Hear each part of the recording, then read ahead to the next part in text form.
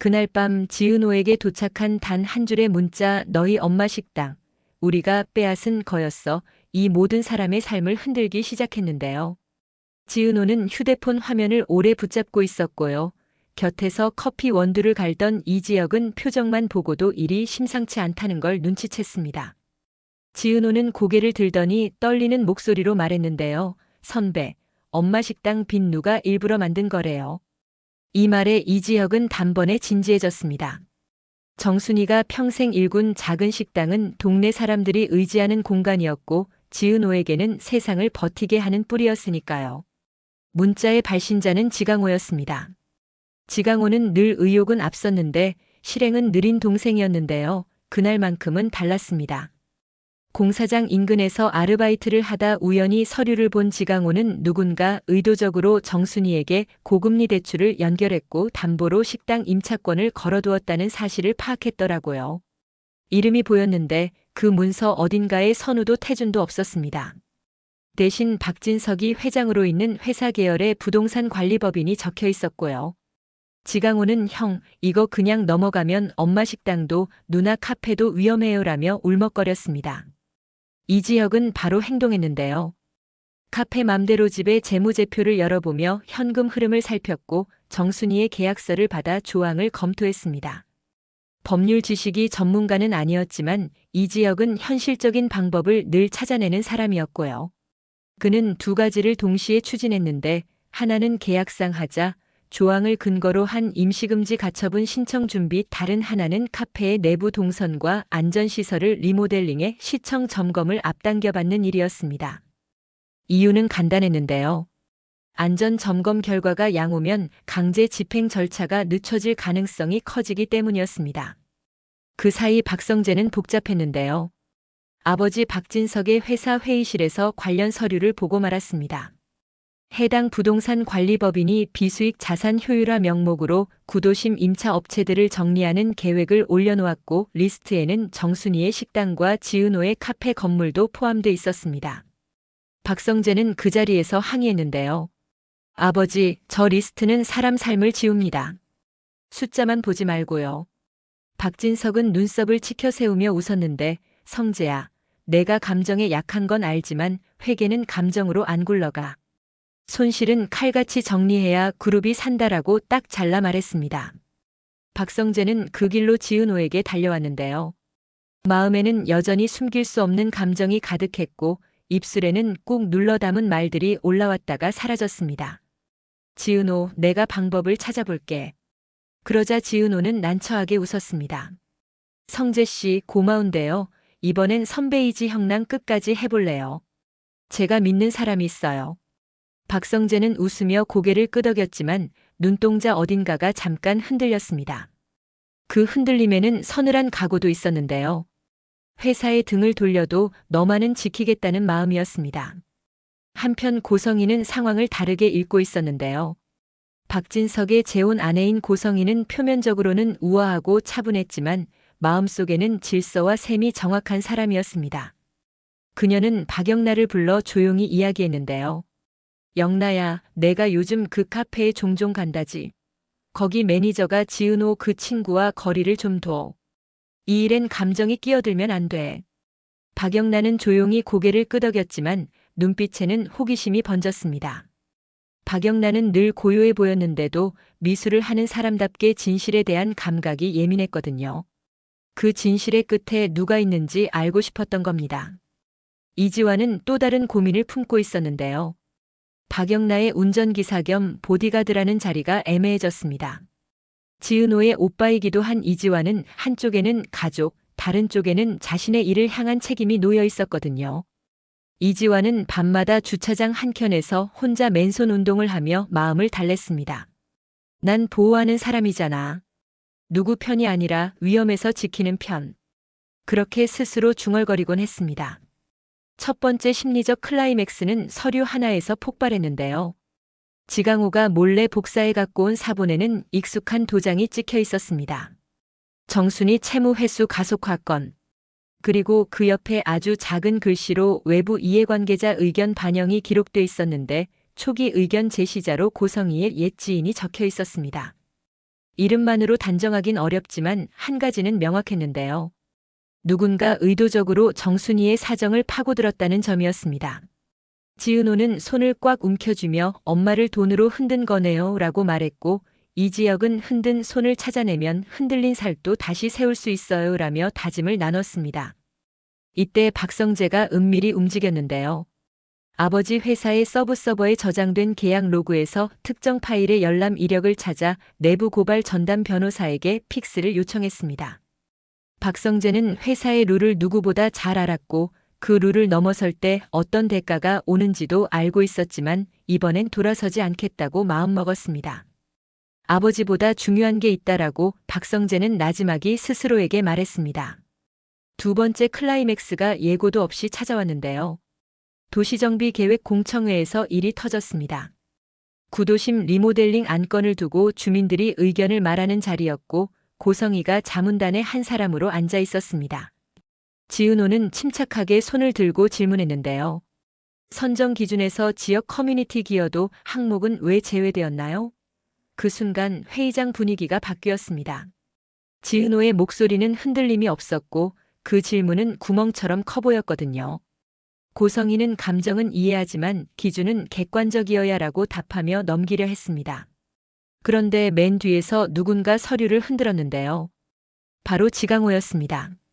그 객관이란 게 이렇게 만들어진 거 맞죠? 지강호가 들고 있던 건 열람 이력 일부였고 회의장은 웅성거렸습니다. 그날 밤 이지혁은 이수빈에게 전화가 왔는데요. 이수빈은 여동생답게 말이 빠르고 정확했습니다. 오빠 SNS에서 카페가 대기업의 먹잇감으로 트렌딩 됐어요. 이게 기회예요. 우리가 먼저 투명하게 공개하고 지지를 모으면 회사도 쉬이 못 움직여요. 이지혁은 고개를 끄덕였고 이수빈은 즉석에서 카드 뉴스를 제작했습니다. 동네 식당과 카페를 지키는 방법이라는 제목으로 숫자와 사람의 얼굴을 함께 담아냈는데요. 반응은 폭발적이었습니다. 그게 우리 동네 이야기다라는 댓글들이 줄을 이었습니다. 그러나 반작용도 있었는데요. 세 번째 클라이맥스는 배신처럼 찾아왔습니다. 어느 날 밤 포털 메인에 사진 한 장이 실렸습니다. 대기업 회장 부인이 카페 측과 은밀한 접촉이라는 자극적인 제목과 함께 고성희와 마주 앉아 있는 이지혁의 모습이었는데요. 사실 그 자리는 이지혁이 고성희에게 도와달라가 아니라 그만하자라고 통보하기 위한 자리였고 대화도 냉랭했습니다. 이지혁은 지역의 골목이 무너지면 대기업 이미지도 같이 무너진다라고 말했고 고성희는 그런 감성 숫자 앞에서 오래 못 버틴다라고 맞받아쳤습니다. 하지만 사진 한 장은 맥락을 지워버렸고요. 지은호는 그 이미지를 보고 한동안 말을 잃었습니다. 선배가 왜 저 사람이랑 가슴이 저릿하게 아팠는데요. 그 순간 박성재가 나타나 오해하지 마라고 말했지만 지은호는 멍하니 고개만 끄덕였습니다. 마음이 복잡해진 건 사실이었거든요. 정순이는 딸의 표정을 보고도 묻지 않았습니다. 다만 조용히 밥을 차려주며 한마디 했는데요. 은호야, 밥 먹고 생각하자. 배고프면 마음이 더 요동친단다. 조옥래와 김장수도 식탁에 앉아 있었고요. 두 노인은 서로 투닥거리다가도 결국 같은 방향을 보았습니다. 아가, 가족이 옆에 있으면 견뎌지는 게 있더라고. 사람이 사는 건 돈만 세만다고 되는 게 아니더라라고 조옥래가 말하니 김장수가 고개를 끄덕였는데 맞아, 옛날에 그랬잖아. 우리도 아무것도 없었는데 이웃이 있었지라고 덧붙였습니다. 그 말에 지은호는 눈물이 핑 돌았고 금세 닦아냈습니다. 올 시간에 해야 할 일이 있었거든요. 네 번째 클라이맥스는 법정에서 빚어졌는데요. 가처분 신문 기일에 박진석 측 대리인은 지역 재생의 본질은 외형 개선이며 소상공인 보호는 별도 제도에서 다뤄야 한다라고 밀어붙였습니다. 반면 이지혁은 소장도 아닌데 직접 나섰습니다. 그는 엔지니어의 눈으로 그리고 동네 사람의 언어로 설명했는데요. 여기 화재 대피 통로를 저희가 다시 설계했고요. 점포간 배연창을 연결했는데 비용은 사비로 부담했습니다. 이 구조가 유지되면 대형 리테일 입점보다 안전 지표가 좋아지는 수치가 나오고요. 주민 대피 시간도 단축됩니다. 판사는 눈을 들어보더니 이건 감정의 문제가 아니라 구조의 문제라는 취지로 이해하면 되겠습니까? 라고 물었고 이지혁은 네, 구조가 버티면 삶도 버팁니다라고 답했습니다. 그 말은 법정 사람들 마음에도 남았고요. 결과는 일부 인용이었습니다. 강제 집행 절차가 일시 중지되는 것으로 결정이 났는데요. 모두의 어깨가 잠깐 내려갔습니다. 아주 잠깐이었지만 분명히 숨을 고를 틈이 생겼습니다. 하지만 승리의 순간 5번째 클라이맥스가 곧장 들이닥쳤습니다. 회사 내부 고발 자료가 외부로 새면서 박성재가 규정을 위반했다는 기사가 터진 건데요. 회장 아들의 반역이라는 자극적인 제목이 붙었고 박진석은 분노했습니다. 성재, 너는 어디까지 내 등을 칠 거냐? 박성재는 담담히 말했습니다. 아버지, 저는 등 돌린 게 아니라 사람이 살 얼굴을 지키려 했습니다. 그 말은 넓은 회장실에서 오래 울렸고 결국 박성재는 보직 해임 통보를 받았습니다. 회사의 문은 냉정했는데요. 사람의 마음은 뜨거웠습니다. 해임 소식을 들은 지은호는 곧장 전화했습니다. 성재 씨 괜찮아요? 그러자 박성재는 웃으며 괜찮지 않은데 괜찮다고 할게라고 답했는데요. 그 말에는 묘한 평안이 섞여 있었습니다. 누군가를 위해 제대로 졌다는 이상한 안도감 같은 것이었거든요. 그 무렵 이상철의 표정도 조금씩 풀렸습니다. 오래 고집스럽게 닫아두었던 마음을 이지혁이 조심스레 두드렸거든요. 이지혁은 퇴근길마다 아버지와 공구상가를 돌며 작은 전등을 샀는데요. 하나씩 집에 달아주며 말했습니다. 아버지, 어두운 데에 불 하나씩만 더 켜도 생각이 덜 꼬이나 봐요. 이상철은 쿡 웃었습니다. 내가 나이 들면 알 거다. 고집은 세월이 만든 살 같은 거다.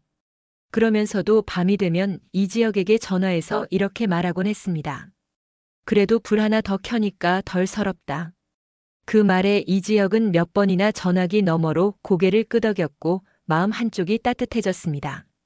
한편 지강호는 또 다른 일을 벌였는데요.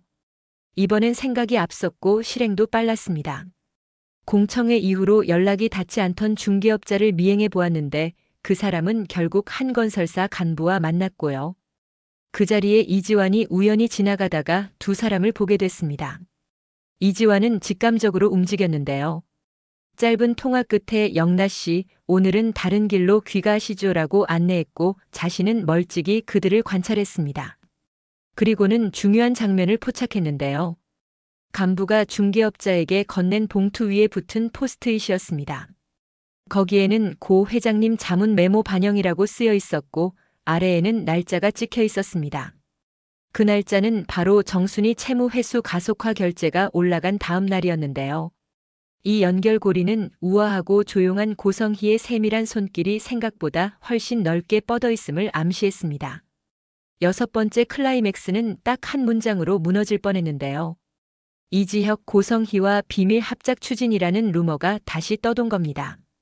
누군가 이지혁의 설계도면 일부를 오해의 각도에서 편집해 올린 것이었고요. 지은호는 잠깐 멈칫했습니다. 믿고 싶었고 믿지 못하면 스스로 부서질 것도 알았습니다. 지은호는 결국 이지혁에게 직접 물었습니다. 선배, 진짜예요? 이지혁은 잠시 숨을 고르더니 말했는데요. 아니에요. 난 오히려 멈추자고 했어요. 내가 지키고 싶은 건 건물이 아니라 내가 웃는 골목이라서요. 그 말은 설명 같았지만 사실 고백이었습니다. 지은호는 속으로 울컥했는데요. 그 말 제가 믿을게요. 근데 선배, 저는 아직 무서워요. 우리가 싸워야 하는 게 생각보다 크잖아요. 이지혁은 고개를 끄덕였습니다. 그래서 같이 서 있어야죠. 혼자면 무섭고요. 둘이면 버티고요. 마침내 7번째 클라이맥스가 다가왔습니다. 박진석이 직접 움직이기 시작했거든요. 그는 언론에 상생 모델이라는 화려한 이름을 붙여 새 계획을 발표하며 동시에 정순이의 식당과 지은호의 카페 건물을 리브랜딩하겠다고 공언했습니다. 조건은 단 하나였는데요. 원래 임차인은 1년 후 재입주권을 받되 그 사이에는 대기업 브랜드 팝업을 운영하겠다는 내용이었습니다. 사람들은 겉으로는 좋아 보인다고도 했지만 속내를 아는 이들은 고개를 저었습니다. 팝업의 매출 구조가 임차인에게 불리했고 재입주권은 사실상 조건부였거든요. 바로 그때 무대 뒤에서 조용히 쌓아온 하나의 조각이 앞으로 튀어나왔습니다. 박영나가 자신의 전시 오프닝에서 짧은 아티스트 토크를 하며 아주 예의 바르게 한 장의 드로잉을 공개했는데요. 골목의 빛이라는 제목의 드로잉이었습니다. 골목의 창들에서 바람이 드나들고 서로 다른 집들이 빛을 주고받는 장면이 담겨 있었고요. 그 아래에는 작은 글귀가 적혀 있었습니다. 빛은 중앙에서만 오지 않는다. 관객들은 박수를 쳤고 기자들은 사진을 찍었습니다. 멀찍이에서 그 장면을 지켜보던 고성희의 표정이 복잡해졌습니다. 나의 딸이 내가 만든 질서에 균열을 낸다라는 깨달음이 스며들었거든요. 그날 밤 고성희는 박진석에게 말했는데요. 당신 이번 건 조금 늦춰요. 박진석은 의아해했습니다. 그런 말 당신 입에서 나올 줄은 몰랐는데. 고성희는 조용히 웃었습니다. 숫자로만 세는 집은 언젠가 사람에게 진다더라고요. 이번엔 숫자보다 사람을 세어보죠. 이 변화가 진심인지 전략인지 그건 아직 아무도 모르는 일입니다. 다만 균열은 분명히 생겼고 그 균열 사이로 공기가 바뀌고 있었거든요. 이후의 날들은 느리지만 분명하게 움직였는데요. 이지혁은 카페의 리뉴얼을 마무리하며 대피 동선과 소방 설비를 다시 점검했습니다.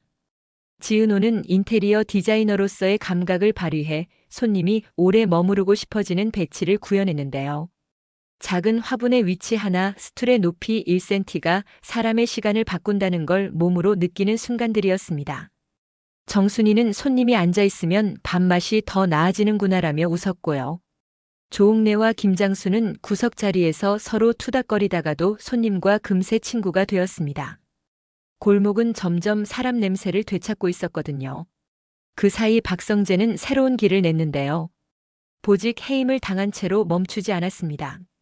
그는 회사 밖에서 지역 상생 펀드를 만들자고 제안했고 자신의 이름을 걸지 않았습니다. 다만 첫 출자자로 조용히 참여했는데요. 내가 할 수 있는 만큼만이라는 한 문장이 그의 다짐이었습니다. 그 소식은 곧바로 알려지진 않았지만 한동안 사람들 사이에서 은근히 퍼졌습니다. 그 회장 아들이 바깥에서 사람 편을 든대. 그리고 어느 저녁 잔잔하지만 큰 순간이 찾아왔는데요. 이지혁이 지은호에게 말했습니다. 은호야, 나 너랑 같이 살 궁리를 해보려고요. 카페 위층 작은 방, 내가 수리할게요. 급하게 답하지 말고요. 나한텐 내가 하루의 처음이고 마지막이었으면 좋겠어요. 지은호는 잠깐 숨을 삼켰습니다. 가슴이 뛰었거든요. 선배, 저는 여전히 무섭고 여전히 좋아요. 두 감정이 같이 있어요. 이지혁은 웃었습니다. 둘 다 있어도 괜찮아요. 같이 들고 가면 덜 무겁더라고요. 그 말에 지은호는 고개를 끄덕였는데요. 그럼 같이 들어볼까요? 무서움이랑 좋아함이랑. 마지막으로 한 조각의 여지가 남았습니다. 고성희의 옛 지인이 해외로 떠나기 전 누군가에게 두툼한 봉투를 건네는 장면이 포착됐다는 소문이 돌았거든요. 그 봉투에 무엇이 들었는지, 누구 손으로 들어갔는지 아직 아무도 정확히 모릅니다. 다만 분명한 건 하나였는데요. 이 골목의 사람들은 이제 예전처럼 쉽게 밀리지 않겠다는 마음을 품었다는 사실이었습니다. 이지혁은 오늘도 도면 위에 작은 창 하나를 더 그려 넣었고요. 지은호는 그 창에 걸릴 얇은 커튼의 색을 고르고 있었습니다. 박성재는 조용히 펀드 보고서를 정리하며 다음 골목을 떠올렸고요. 박영란은 새 캔버스를 펴놓고 빛이 어디에서 어떻게 들어오는지 천천히 스케치했습니다. 그리고 독자에게만 살짝 알려드리면요. 곧 열릴 주주총회에서 박진석이 아주 다른 안건을 꺼낼지도 모른다는 소문이 있습니다. 누군가는 물러나고 누군가는 남고 누군가는 전혀 예상하지 못한 자리에 앉게 될 거래요. 하지만 그게 누구인지는 아직 아무도 모릅니다. 그래서 더 궁금해지는데요. 다음 이야기에선 멈춘 듯 보이던 숫자와 끓는 듯 움직이는 마음이 어떻게 충돌하는지를 보여드리겠습니다. 골목의 불은 이미 하나 더 켜졌고요. 어둠은 여전히 남아있지만 누구든 길을 찾을 수 있을 만큼은 밝아졌습니다.